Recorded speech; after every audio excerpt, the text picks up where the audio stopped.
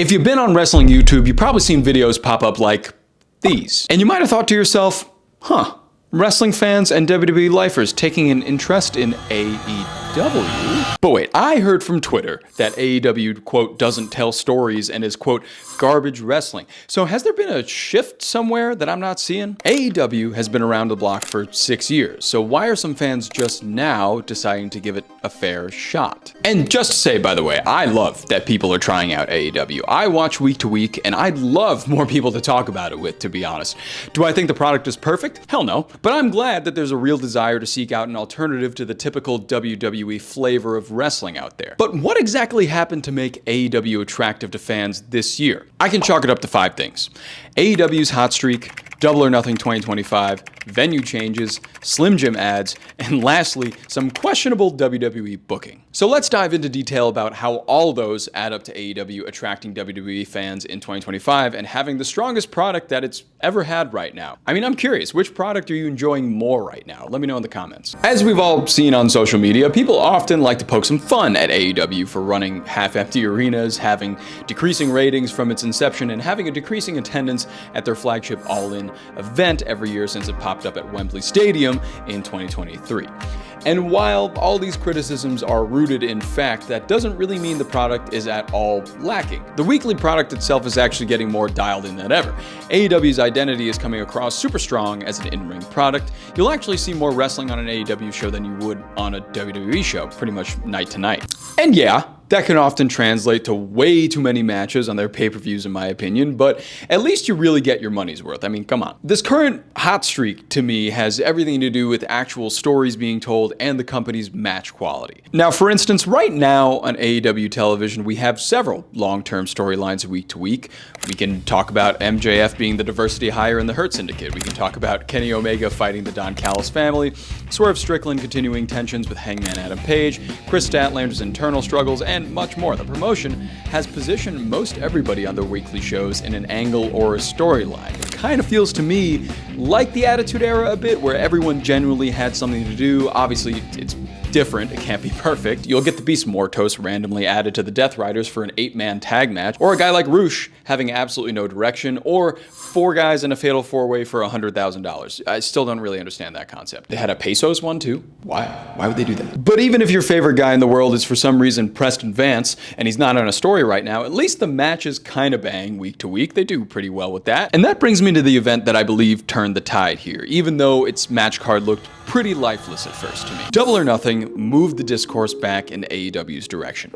Reaction videos to Anarchy in the Arena alone, viral clips from the match, Hangman versus Ospreay, Mercedes Moné versus Jamie Hayter, these particular moments brought the product to the center of the online wrestling conversation one way or another. Especially Anarchy in the Arena. Double or Nothing reminded some of us that wrestling can be fun. I don't need Swerve to drive by staple gun a couple guys from California every match, but it was really fun to watch. You gotta admit that. And that's what AEW does, though. It takes a match like Speedball Mike Bailey versus Okada with little to zero build and delivers an extraordinary match that had no business being as good as it was, with mullets. And as they start to invest more time in stories, this can only get better. I'd even argue that the Anarchy in the Arena match was based on the biggest story going in the company at the time, which is the much, correctly at times, begrudged Death Riders angle. And as bad as people say it is a story, at least, right? And something else that has gotten AEW back on track is to just take that fat L when it came to running arenas. I'll be the first to admit that AEW bit off a little more than it could chew for a while with venue bookings. In 2021-2022, the company was pretty hot, new, and it just signed guys like CM Punk, Bryan Danielson, and Adam Cole. So they were kind of in a boom period, baby. They had a real go there. But as anything else does, their momentum dried up a bit. Some other factors like Punk and Cody leaving and a series of weird tweets from Tony Khan left some fans with a sour taste for the product, and it showed. That new shine rubbed right off the car, and we were just in it a few years after it started. Show attendance took a dip, the company stopped seeing full arenas, and in some cases had to basically tarp off half the place and avoid certain camera shots. They still do today sometimes. And as a result, the shows looked quite sad for a bit, I'm not gonna lie, with talent even feeling it out there. You could see it on their face. There was a glimmer of change in 2024 though, when AEW first ran the legendary Hammerstein Ballroom in the winter.